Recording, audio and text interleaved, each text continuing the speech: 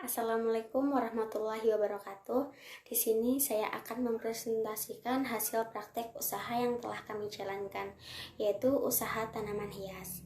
Sebelumnya, perkenalkan, nama saya Yola Wahyu Mulyawati dengan NIM 2018 0220241 serta rekan saya Lia Anissa dengan NIM 2018 0220166 dan yang terakhir Aji Bayu Aryasena dengan NIM 2018 0220213. Yang pertama, untuk latar belakang dari usaha kami yaitu tanaman hias kini telah menjadi tren masyarakat modern yang tinggal di perkotaan maupun pedesaan. Tanaman hias tidak hanya digunakan sebagai dekorasi ruangan dan lingkungan sekitar, melainkan juga dimanfaatkan sebagai simbol untuk menyatakan perasaan suka maupun duka. Permintaan akan tanaman hias kian meningkat pesat yang berdampak terhadap peningkatan kegiatan produksi di sentra produksi. Kegiatan produksi tersebut perlu terus didorong agar memberi kontribusi lebih besar terhadap perekonomian nasional. Selain itu, juga diharapkan mampu memberikan peluang kerja bagi tenaga kerja potensial yang saat ini jumlahnya sangat melimpah. Maka dari itu, usaha yang sederhana dan mudah untuk dilirik perlu dikembangkan seperti usaha tanaman hias ini. Selain dari segi pemasaran, tanaman hias dapat juga dilihat dari cara merawat dan pemantauan dari tanaman itu yang cukup mudah, hanya dilakukan penyiraman sekaligus perlakuan khusus pada tanaman. Selanjutnya, gambaran umum usaha. Usaha tanaman hias yang dijalankan merupakan usaha yang memiliki keunggulan dibandingkan produk yang lain. Tanaman hias yang disediakan mengikuti tren dan tentunya memiliki kualitas yang unggul. Selain menjual jenis tanaman hias, usaha ini juga menerima tukar tambah tanaman hias. Bahkan semua jenis tanaman yang dipasarkan memiliki pot yang beragam bentuk dan ukuran yang berbeda. Konsumen nantinya juga dapat memilih rangkaian bunga dan pot sesuai yang diinginkan. Selanjutnya, komposisi bahan dan alat dan cara pembuatannya. Untuk bahannya sendiri, di antaranya benih atau bibit, pupuk, pestisida, media tanam, polybag atau pot, mulsa plastik. Untuk alatnya, ember, skop, sarung, tangan, semprotan, watering can, dan gunting tanaman. Cara pembuatannya, yang pertama, persiapan peralatan dan media tanam. Peralatan yang perlu disediakan untuk membudidayakan tanaman hias ini cukup sederhana, mulai dari pot dengan ukuran disesuaikan dengan jenis tanaman hias, skop kecil, semprotan air, tanah atau media tanam lainnya sesuai jenis tanaman hias, dan juga pupuk kompos. Selain peralatan di atas, kami juga perlu memastikan ketersediaan air yang cukup untuk menyiram tanaman hias. Selanjutnya, tahap penanaman tanaman hias. Tahap penanaman tanaman hias memang tidak bisa dilakukan secara sembarangan. Maka dari itu, kami perlu memperhatikan pula jenis tanamannya. Sebab setiap tanaman hias memiliki cara penanaman masing-masing. Hanya saja secara umum, kami dapat menanam tanaman hias pada tempat yang telah disediakan. Yang terakhir, perawatan untuk tanaman hias. Setelah bibit tanaman hias yang kami tanam dapat hidup dengan baik, kami dapat melanjutkannya dengan perawatan intensif.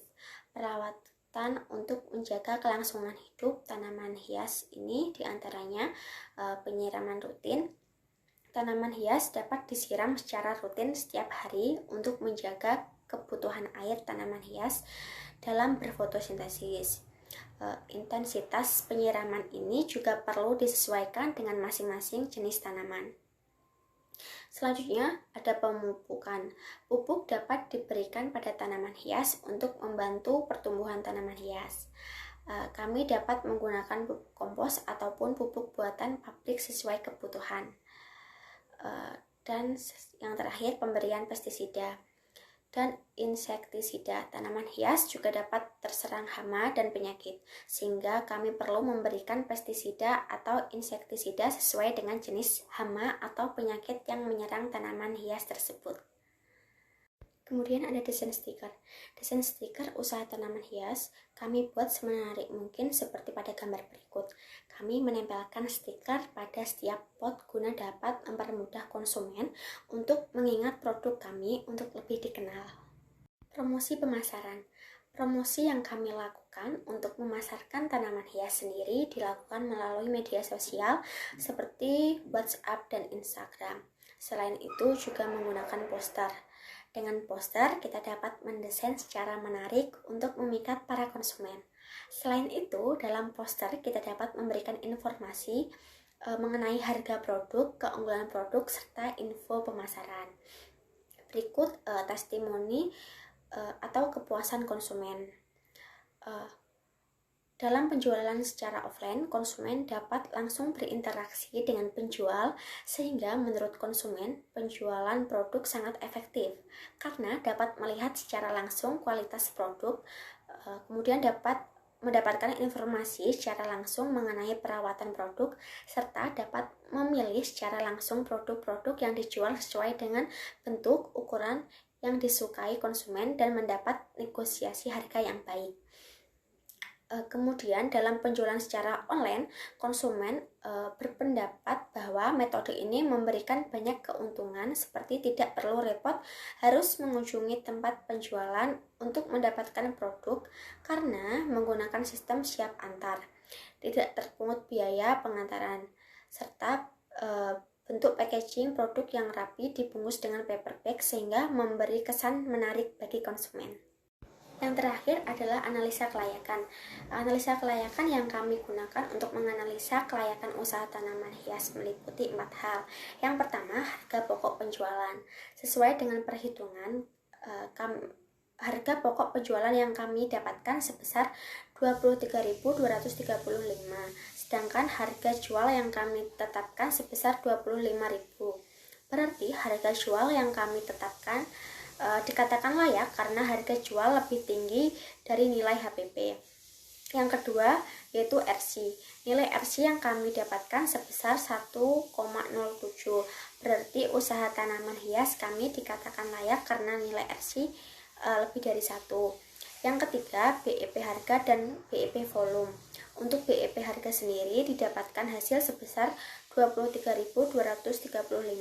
Jadi usaha ini akan mengalami titik impas ketika angka penjualan sudah mencapai 23.235. Sedangkan untuk BEP volume yang didapatkan sebesar 9. Hal tersebut berarti usaha tanaman hias akan mengalami titik impas ketika penjualan sudah mencapai 9 pot. Untuk yang terakhir adalah payback period. Payback period yang kami dapatkan sebesar 3,58. Jadi periode atau jangka waktu pengambilan modal investasi yang ditanamkan dalam usaha ini kurang lebih sekitar 3,58 bulan. Demikian presentasi yang dapat saya sampaikan, kurang lebihnya mohon maaf. Wassalamualaikum warahmatullahi wabarakatuh.